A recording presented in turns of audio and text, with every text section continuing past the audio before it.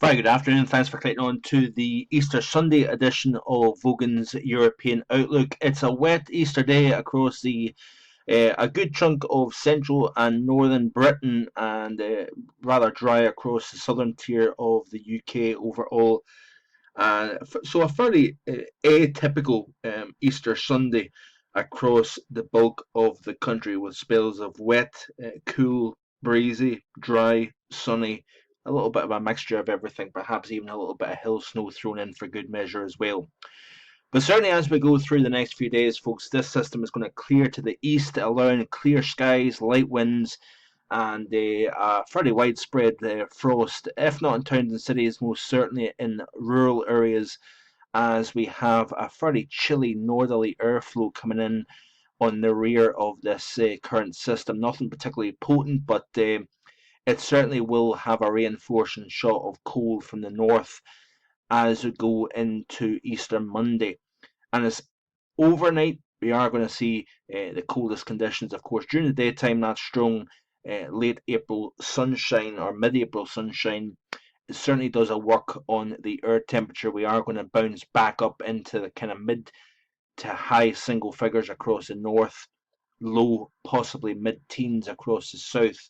But certainly, when the clear skies and light winds turn to darkness, we are going to see the temperature dropping off with some substantial radiational cooling. We could also see some significant snow over the tops of Highland Scotland.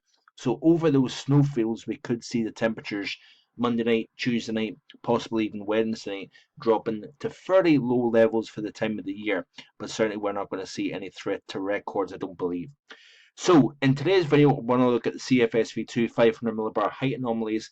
We are looking at the next 7 days, and we've got some pretty strong high pressure, generally positioned just to the west of Ireland, but it is having its influence felt over the UK.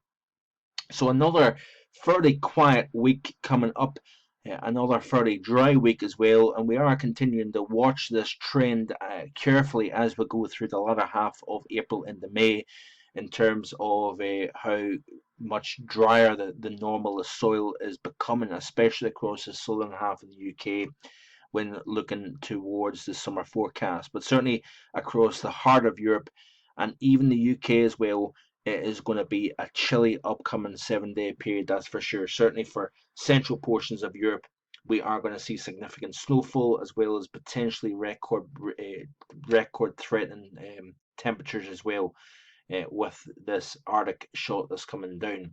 The following 7 days, there's not an awful lot of change. We are going to continue to see high pressure anchored over the Atlantic, northeast Atlantic here to the west of the UK, keeping things on the cool but fairly quiet side across the British Isles. We still have a pretty strong core of low pressure trough over northeastern parts of Europe, continuing to drive late season Arctic air down into the central and eastern portion of the continent overall. So that would take us to the end of April.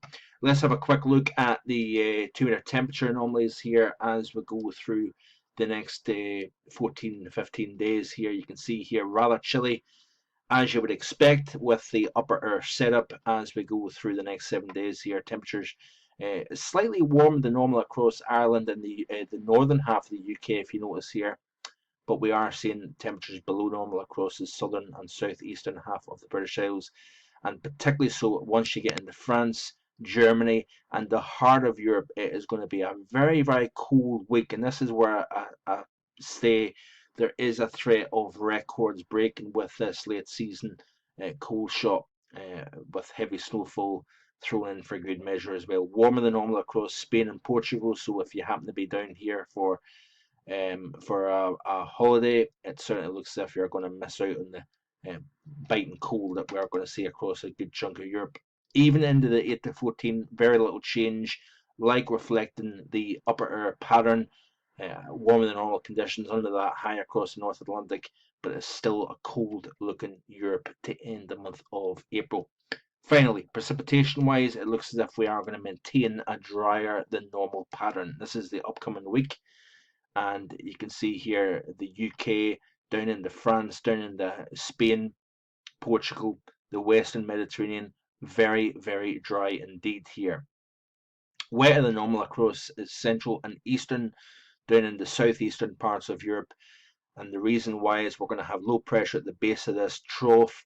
So we're going to see heavy snowfall in response to that. So it is going to be wetter than normal across this portion of Europe, certainly in stark contrast to the dryness across the west and southwest of the continent.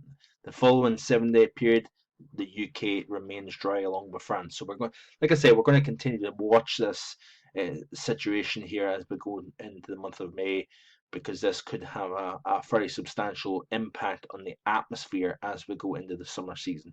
That's it for today. Thanks for watching, and do check out the written post available shortly. Bye for now.